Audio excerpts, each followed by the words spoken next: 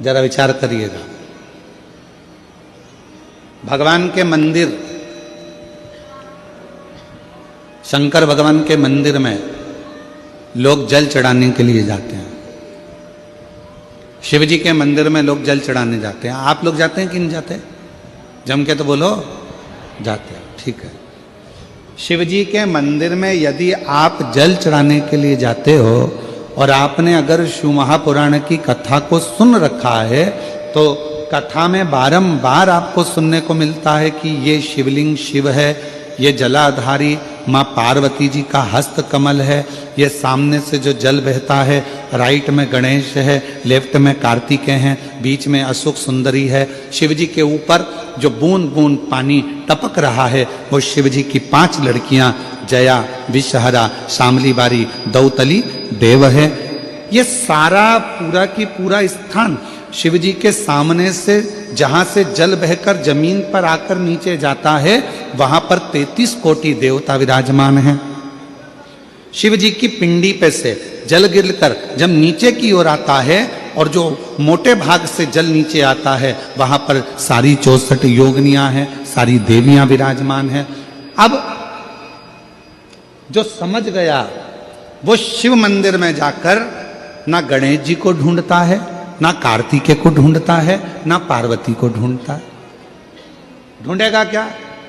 जम के बोलो जरा। नहीं। ना वो कार्तिकेय को ढूंढ रहा है, ना वो श्री गणेश जी को ढूंढ रहा है, ना वो पार्वती को ढूंढ रहा है।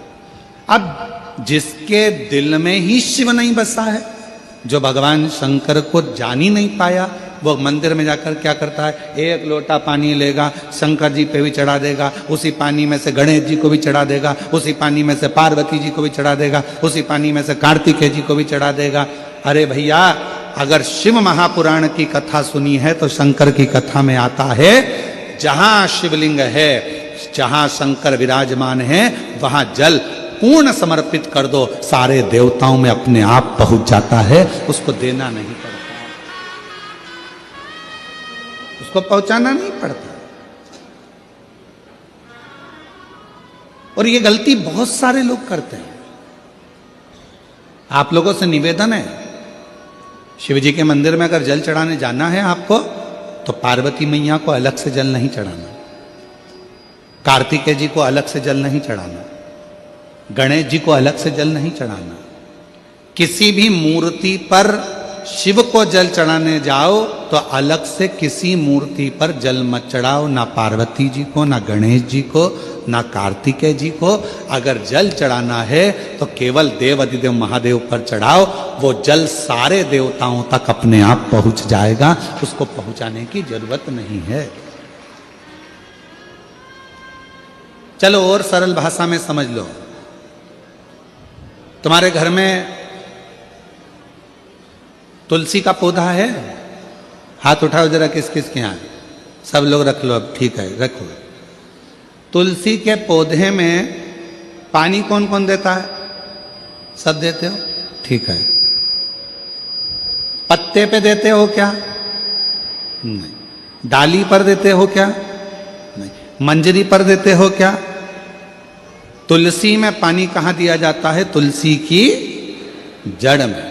जड़ में पानी दे दिया तो वो तुलसी के पत्ते पत्ते में पानी पहुंच जाता है, मंजरी में पानी पहुंच जाता है। वृक्ष की जड़ में पानी दे दिया तो वो पानी सब दूर फल में, फूल में, डाली में, पत्ती में, सब जगह पर वो पानी पहुंच जाता है। उसी तरह जैसे जल जड़ में दिया जाता है, पानी जड़ में दिया जाता है तो वो सब जगह पहुंच जाता है। उसी तरह शिव मंदिर में केवल शंकर भगवान पर जल चढ़ाया जाता है तो वो सब देवताओं तक पहुंच जाता है, सब देवताओं तक।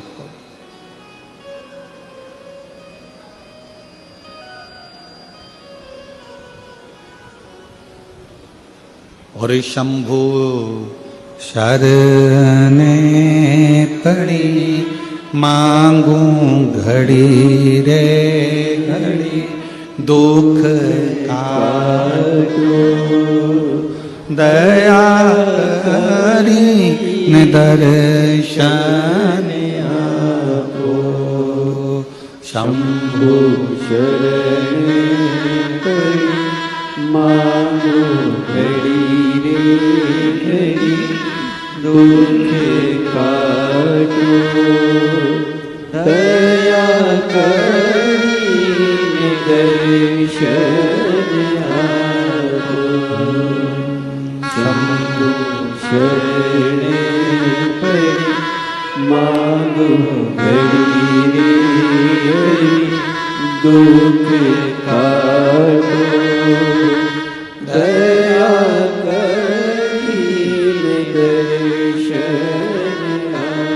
आपको अलग से जल देने की जरूरत नहीं, पत्ते पर अलग से पानी डालने की जरूरत नहीं है, डाली में अलग से जल देने की जरूरत नहीं है। केवल जड़ में पानी दीजिए, फूल में, पत्ती में, फल में, सब जगह पर वो पानी पहुंच जाता है। उसी तरह अगर जल देना है तो शंकर जी के मंदिर में कभी भी जाओ, ना पार्वती जी को पानी चढ़ाना, ना गणेश जी को पानी चढ़ाना, ना कार्तिकेय जी को पानी चढ़ाना।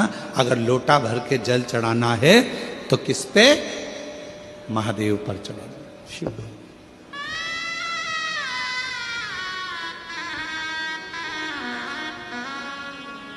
गलती तो नहीं करोगे? बोलो तो जम के। कहां जल चढ़ाओगे?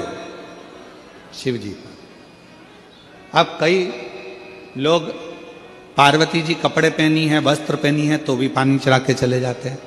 गणेश जी वस्त्र पहने हैं तो भी लोग पानी चढ़ा के चले जाते हैं। कार्तिकेय जी वस्त्र पहने हैं तो भी लोग पानी चढ़ा देते हैं। ये ठीक नहीं। शिव महापुराण में सीधी सीधी बात करी है, सारी समस्या का हल एक लोटा जल। अब जल कितना लेकर गई हो मंदिर के लिए? जम के बोलो, एक लोटा। अब सियोर वाला महाराज कह रहा है कि एक लोटा जल सारी समस्या का हल।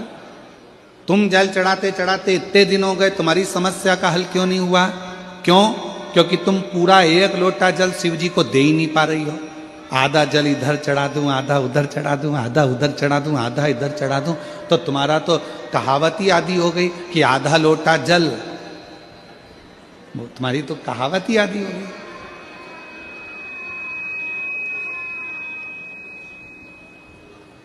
पूरा एक लोटा चढ़ा? अरे बोलो तो जम के। नहीं चढ़ा, नहीं चढ़ा।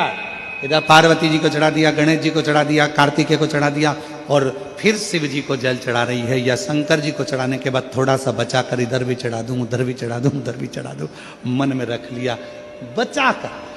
पशुपति व्रत की महत्वता में स्वयं शिव महापुराण में पाशुपत्य अस्त्र, पाशुपत व्रत और पाशुपत योग, तीन चीजों में पशुपति व्रत की महत्वता में यहां तक कहा है कि तुम पशुपति व्रत के लिए अगर कोई मीठा बना रही हो, प्रसाद बना रही हो, तो वो प्रसाद जितना बनाया है वो पूरा की पूरा लेकर मंदिर जाना पड़ता है। बोलो सही है कि गलत है? कढ़ैया में, भगोनी में जितना प्रसाद, हलवा बनाया, खीर बनाई, जितनी बनाई है सब लेकर जाओ, छोड़कर नहीं जा सकते। अगर आधा प्रसाद कढ़ैया में छोड़ दिया और आधा लेकर गए हो तो प्रसाद के दो हिस्से हो गए। भगवान पशुपति व्रत को स्वीकार नहीं करेगा, वो स्वीकार नहीं है। बनाओ उतना जितना मंदिर में लेकर जाना है, बनाओ उतना जितना परमात्मा के दरवाजे पर लेकर जाना है। अब हमने क्या करा, बना थोड़ा ज्यादा लिया, आधा रख दिया घर वालों के लिए, बच्चे खा लेंगे इसमें से, पति को दे दूंगी इसमें से, और आधा प्रसाद ले गई मंदिर, मंदिर में ले जाके 3 हिस्से कर दिए। अब विचार करना, मंदिर में ले जाने से पहले प्रसाद के 2 हिस्से हो गए, आधा तो तूने घर में छोड़ दिया, आधा मंदिर में लेकर चली गई, फिर वहां पर जाकर 3 हिस्से हो गए, तो कुल मिला के हो गए 5 हिस्से। तो मतलब ही क्या हुआ फिर उस प्रसाद? और फिर क्या कर रही है, मैंने 4 बार पशुपति व्रत करा गुरुजी, पर ना